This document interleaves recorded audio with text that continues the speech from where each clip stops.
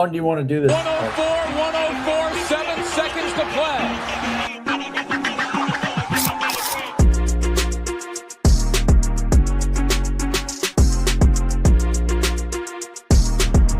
We're going to be talking basketball.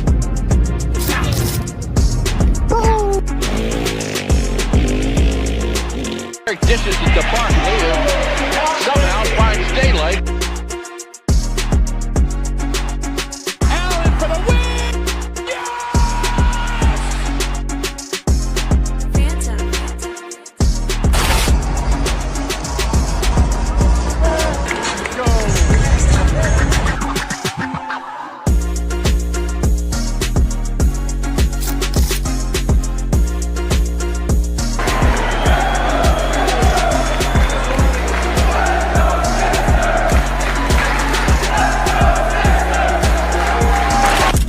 You are now listening to the 302 Birds Sixers postgame show with Dennis and KJ McCoy. Proudly powered by TickPick. Let's take it to the show.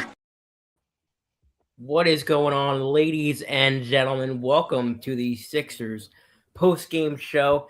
I haven't been on in a long time. Great jersey, by the way.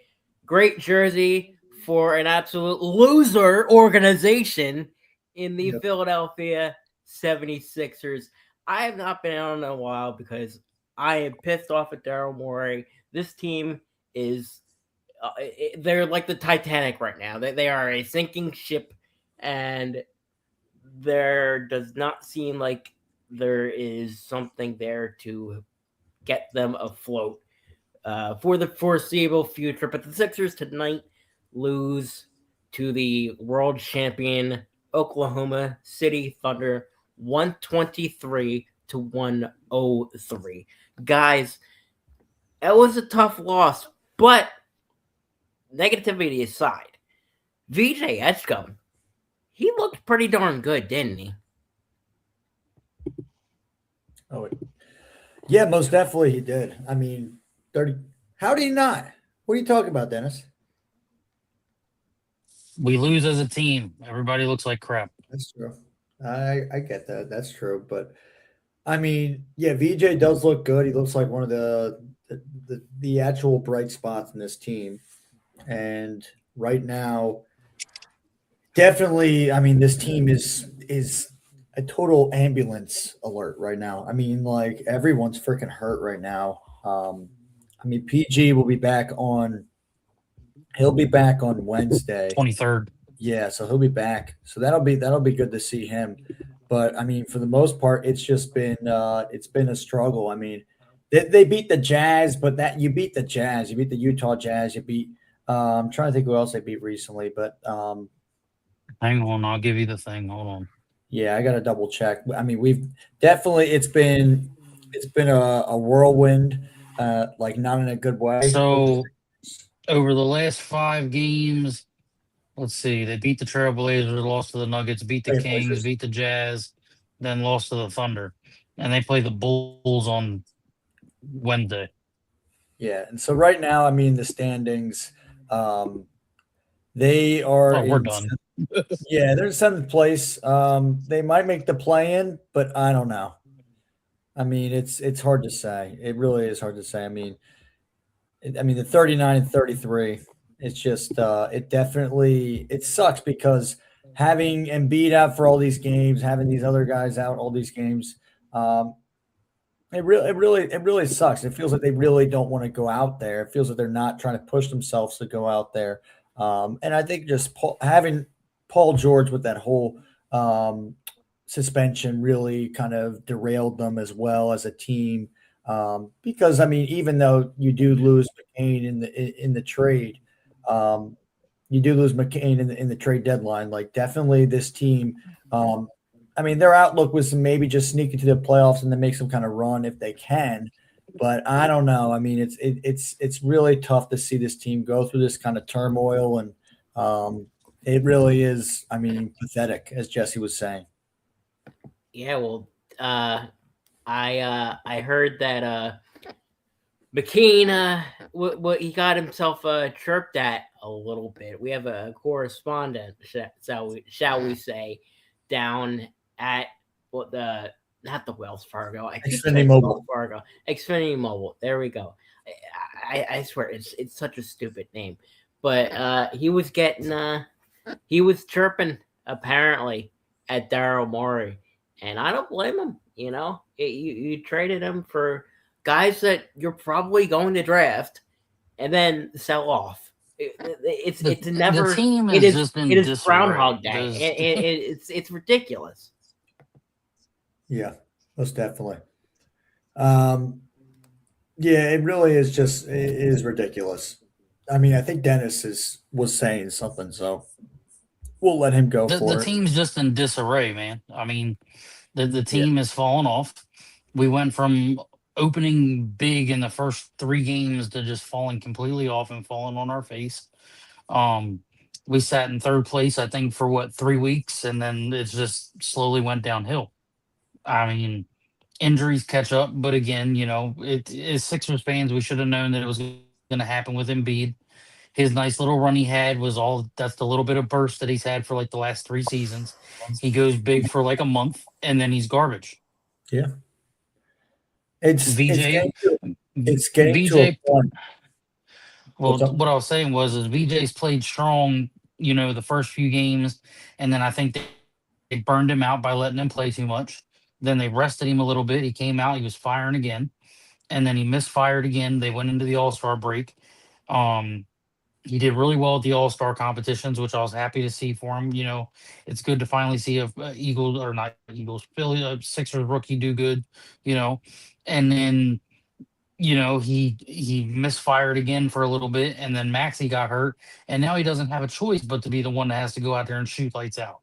So it's like, it's good to see that he can handle the pressure, but again, we're throwing all this on this kid as a rookie. We're going to burn him out. He's going to end up wanting to leave because he's going to be tired of carrying everything. Maxey ain't getting no younger. Yeah, he's young, but he's not getting no younger. Like, the best thing for the Sixers at this point, and I hate saying it because I know that we can still get the play in, the best thing they can do is just can tank the rest of the season. Dude, yeah, definitely with this draft class. I mean, I feel like it's a really high draft class. Right now with March Madness going on, I mean, you could see the showcase of the talent that's coming out for this upcoming draft. So, I mean, I don't really condone tanking usually, but I mean, like, but here's a problem though. Even if we do tank, how do we trust this man in Daryl Morey? Like, how the hell do we trust him? We don't. You don't. You absolutely don't. This dude, he is I hate to use a phrase from I don't know if anybody watches this guy named Urinating Tree. Of course. He has a legacy of failure. He did with the Houston Rockets, and now he has for the last couple of years with the Philadelphia 76ers. The guy doesn't know how to build a team. To me, he is obsessed with He knows how to star kill it. power. And he's obsessed with star power, and he doesn't know how to build around the edges.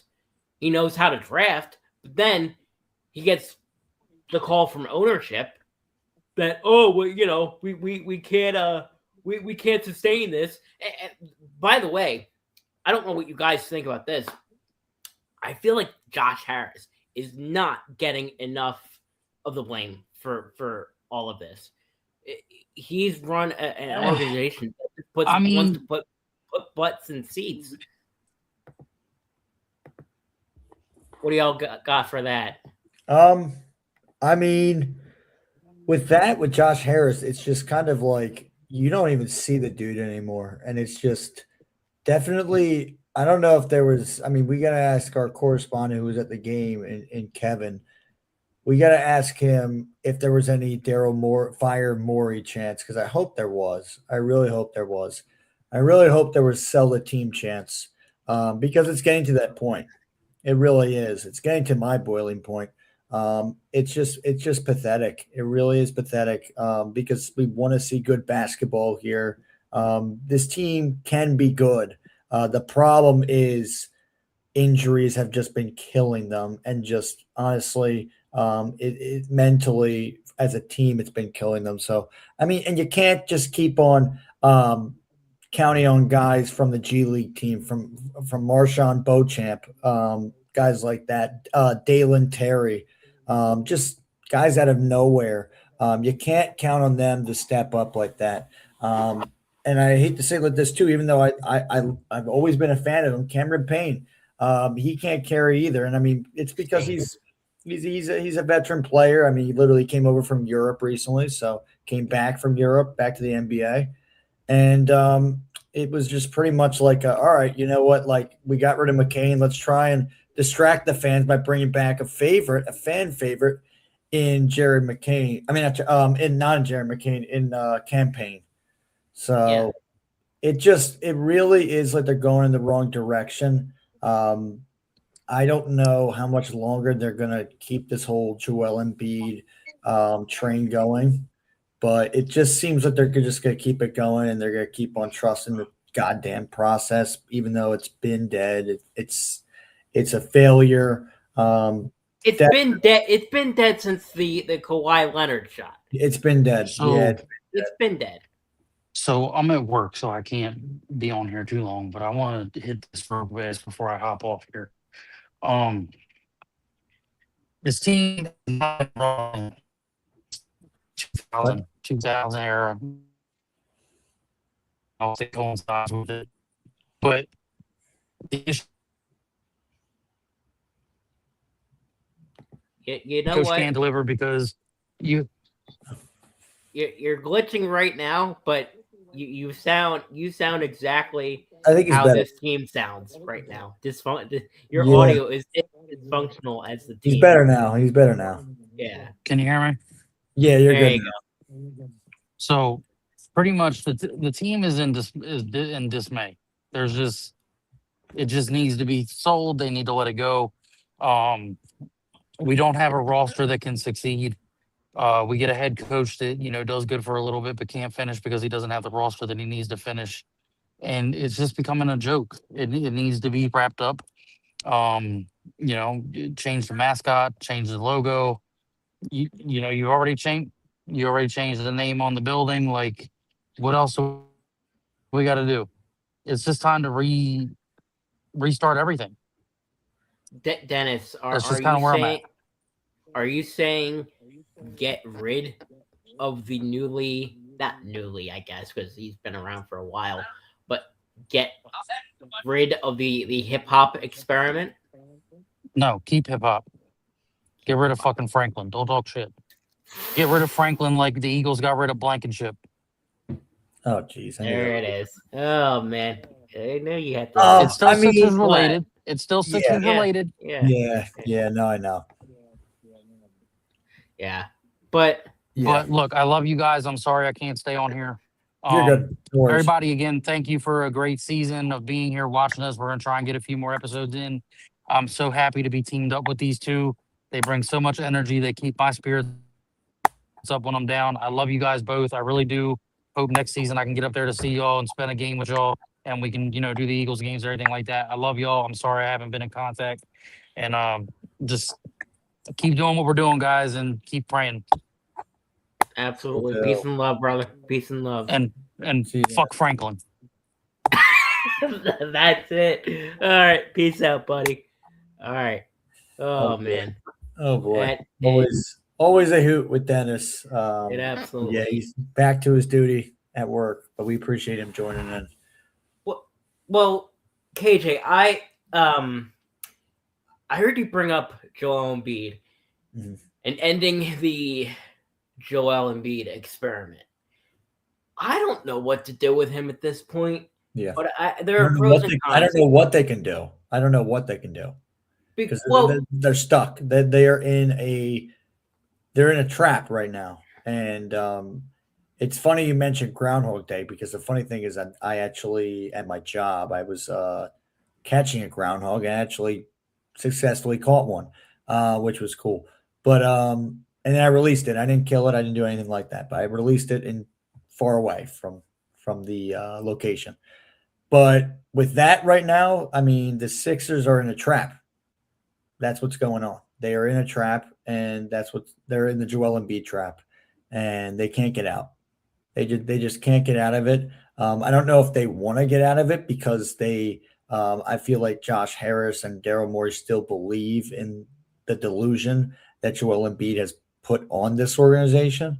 And it sucks because, I mean, we got the talent of VJ and Tyrese, but you got Joel Embiid, who's, I mean, you're paying millions of dollars to go out there and play basketball games for you. But here's a crazy thing: he has missed more games than he has played in his career, and that just surpassed recently.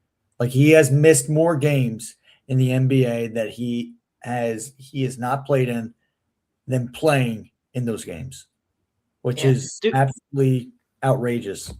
Dude, he was having a great season, and I guarantee you, if he didn't miss as many games as he did, he'd be an all-star. He'd be an all-star by a long shot. I mean, it doesn't even matter.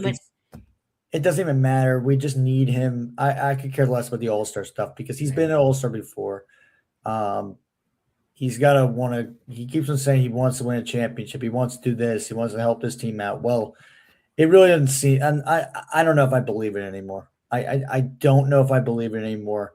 It's hard to believe a guy who has knees that are literally as fragile as iPhones without a case. So it really is hard to believe in a guy like that. And I was such an Embiid guy, but I've literally – everything I've had of Embiid has just been sold. I've sold it on eBay. I've sold it. I had a signed basketball of Embiid. Sold it. Sold it. Dude, imagine the year that he won MVP, going back to the past and telling young KJ, I sold. Well, I wasn't that young. I was 23, so I wasn't that young. 23. But telling 23-year-old KJ that you sold rationally, a Joel Embiid signed anything. I feel like if I were you, I would have lost my mind. I would have, but it's honestly, I don't blame him, especially if you got a good deal. It's just the pain that's happened, dude. It's the mold. It's just a pain that, like, the total just immaturity we've seen. I mean, VJ Edgecombe has more maturity than this guy, Joel Embiid. So it sucks. And we say this because we want him out there. We see when he's healthy, he's such a great talent.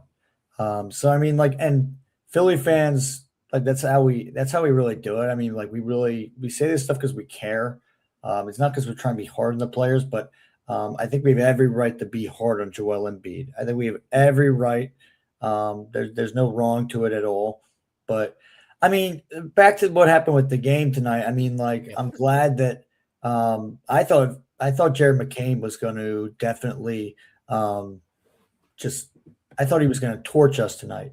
I mean, he did to start the game. He did to start the game, and he stared down Morey. But I mean, the crazy thing was too, if you tried to bet on it too, like to bet like 20 points for like Jared McCain, you couldn't even do it with the sports books. I think there was like one sports book that was doing it, like FanDuel or whatever. But I think for sure it just seemed like everyone knew that, like, okay, like, people are gonna spam some bets for McCain to go off on the Sixers, which he didn't. But I mean, like, at first though, he had some threes where you're like, okay, like, dude is like on a mission. So I mean, but VJ looked great. He was dominant. It was a quiet 35-point game, but definitely, I mean, the rest of the team, they look lost out there. They look really lost. And it's just it's hard to watch at times. It definitely is hard to watch. I can't wait till they get Maxey back, but I'm trying to think of how many more games are left. Yeah, like that's my main. I mean, I'm trying to see. I don't know if you know. I can tell you this. Yeah. There are just 4 playoff spots available. Yeah. For 6 teams on the Eastern Conference bubble. The latest Kalshi. Do you use Kalshi? I don't use it yet, but I know about it. Yeah. So the Sixers have a 52% chance to make it. The Hornets, that's higher. That's higher than I thought. Magic and Raptors, they're all above them. And the Sixers, within the next week, like you mentioned, Embiid back, Maxey back, Paul George back.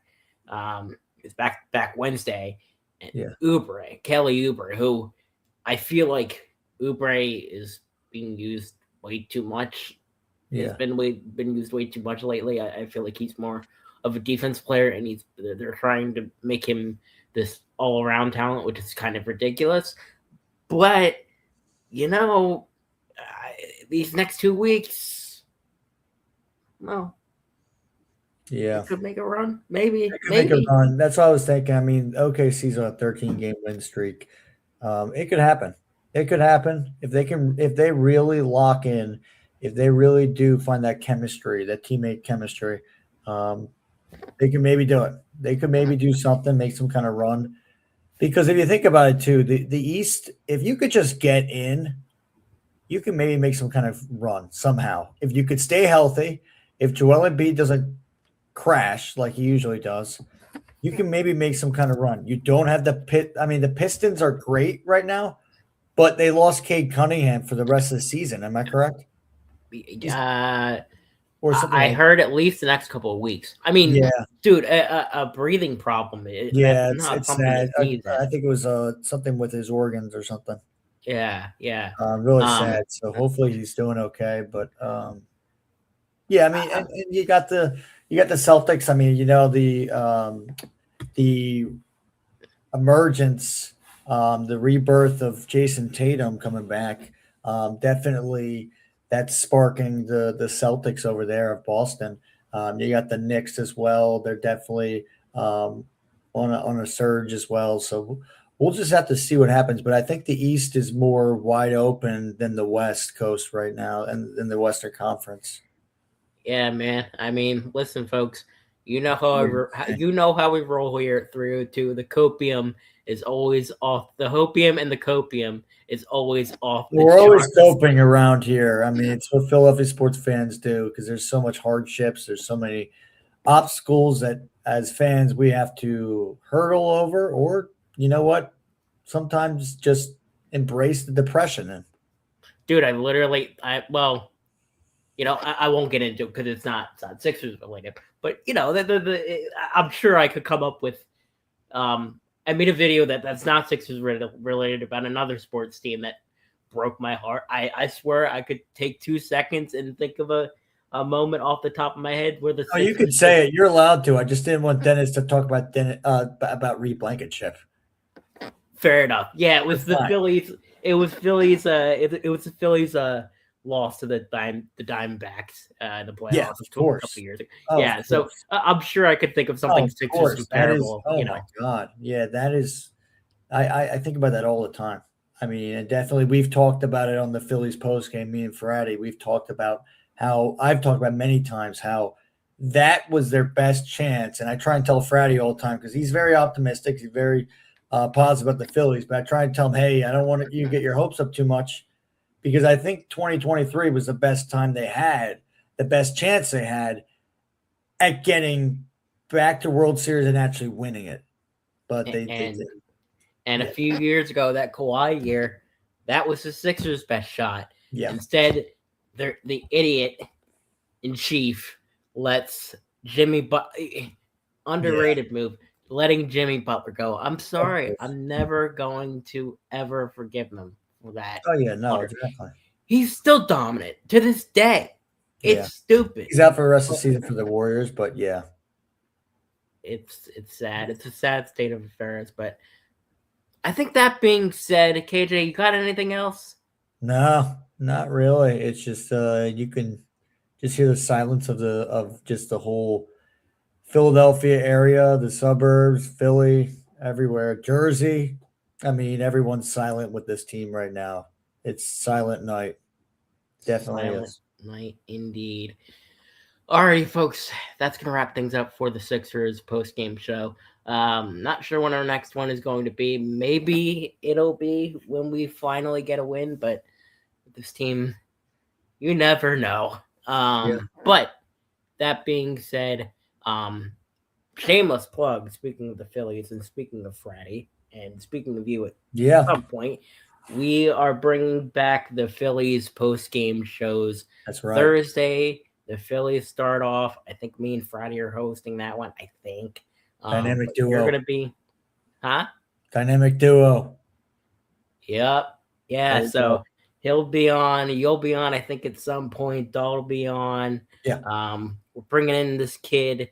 I actually got to know him. His name's Jonah Castle. He's kicking butt at Friends Central High School. Oh yeah, we're down the street from me. Close to you. Yeah, very close. Right down the street from me. Yeah.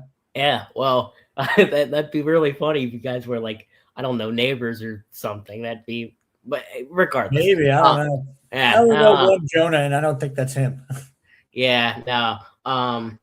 Anyway, he'll be joining the Phillies post-game shows at some point. I think his first game is in April or something against the Rockies. We also got Gavin. We also got Gavin as well. Oh, Gavin's on board?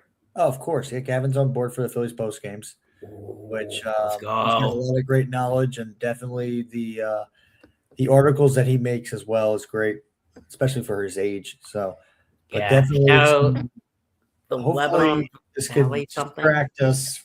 I mean, hopefully, just this amount of hosts we're going to have, hopefully it distracts us from the crap shit that we're probably going to maybe endure with this season.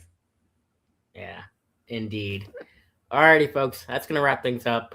Appreciate our sponsors, Nick's Pizza, El Diablo's TickPick, and there's a couple others that I'm forgetting, I think.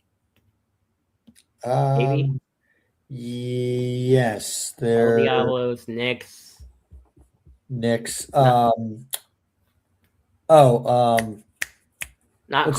Balboa's. Balboa Steaks. Yeah. Oh my God. How do you forget? You've got the damn. I just didn't forget. I didn't forget. I just thought now. Fair enough. Yeah, I just thought right now. Yeah. Look out for that that intro at the main show coming up on Wednesday. That's my favorite part of the Wednesday main show. But that was really good. That was really fun to make. So that was a fun one. Absolutely. Yeah. Alrighty, folks. That's gonna wrap things up. Go Sixers. God bless. Let's bounce back. Come on. And go Birds. 104, 7 seconds to play.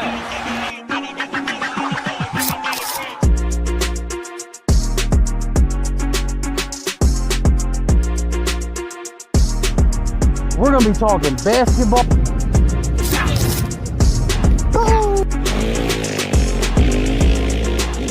Dishes it to Barkley, who somehow finds daylight.